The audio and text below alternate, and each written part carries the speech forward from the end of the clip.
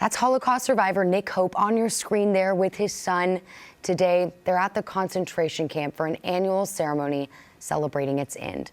Last night, we first brought you Hope's story of perseverance and forgiveness. This Holocaust Remembrance Day, Ashley Sharp has part 2 of a touching reunion decades in the making. Ashley. Hey guys, well, what's incredible here is that there are so few people alive today who can give a first-hand account of surviving World War II. So getting to sit down with 2 of them on both sides of the war is a gift. Here's some pictures now. This was in Ukraine, and these are 3 of his friends. That's my dad right there. Nikolai Hoprenko, now known as Nick Hope, at just 17, said goodbye to everything he ever knew. We reached Germany. It was April of 1942. Everything was done by force. As World War raged on, Nazi soldiers had forced Hope and other Ukrainians onto a train to Germany. First, to slave labor at a military factory near Munich. Then, to Dachau concentration camp. Homesick, I thought I'd die. My parents doesn't know where I am, what happened to me. I separate from home, from the friends, from the family. There, he wasted away for 3 long years. I hate this place, suffer so much, you know. Word of my grandfather, he rised up and says, patient, patient, and keep me alive, you know, and keep me a hope. On the other side of the war, at Paris, summer of '45. American forces were closing in. April, about 2 weeks before Dachau. Dan Dougherty of Fairfield was a United States Army soldier. I looked like I was pretty eager. I was 18 when that picture was taken. He and his fellow troops had no idea what they were walking into at Dachau. We had come upon this long train of boxcars, and we get up to it and make the horrifying discovery that the cars contained just totally emaciated human corpses. And all of a sudden, the prisoners realized that we were the U.S. Army. The celebration began, and we gave them all of our K-rations, all our cigarettes, our candy.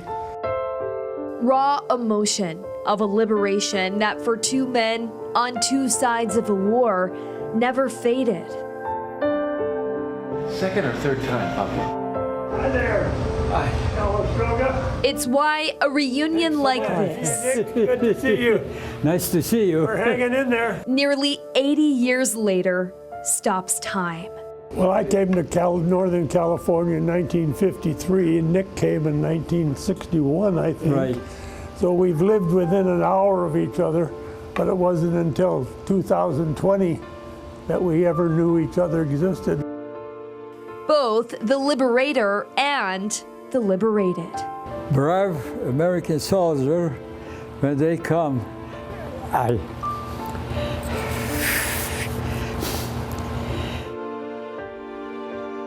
we're there for maybe 3 hours, and then we leave. But during that time, during that window, he's gone. The men missed each other that day at Dachau.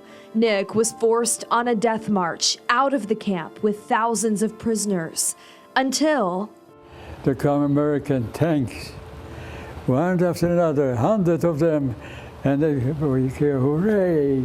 This is, I can't explain. Everybody dancing, somebody praying, somebody crying, somebody, we are free. We are free.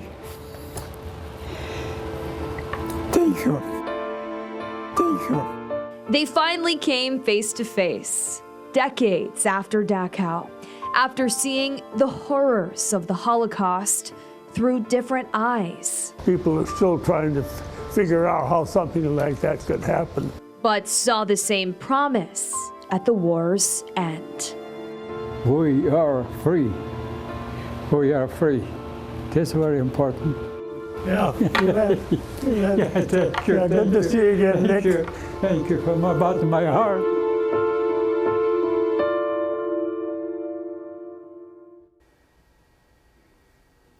Well, there is a lot more to cover here in Nick Hope's story that you haven't heard yet in this two-part series on the air. So tomorrow, streaming only on CBS News Sacramento, you can watch our special, What Hope Can Do, at 11 a.m. and 6:30 p.m. You can find the free CBS News Sacramento stream on our CBS News app and also on Pluto TV. You can also watch easily on our website, cbs13.com.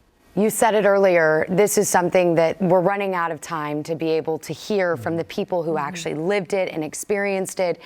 And it's so important to hear those stories now while we can. Yeah, and it was special to me because this was really only the second time that these two men had been in the room together. I can't remember a more touching reunion story. Really, that was amazing. Powerful moment. Yeah. Ashley, thank you. Thank you.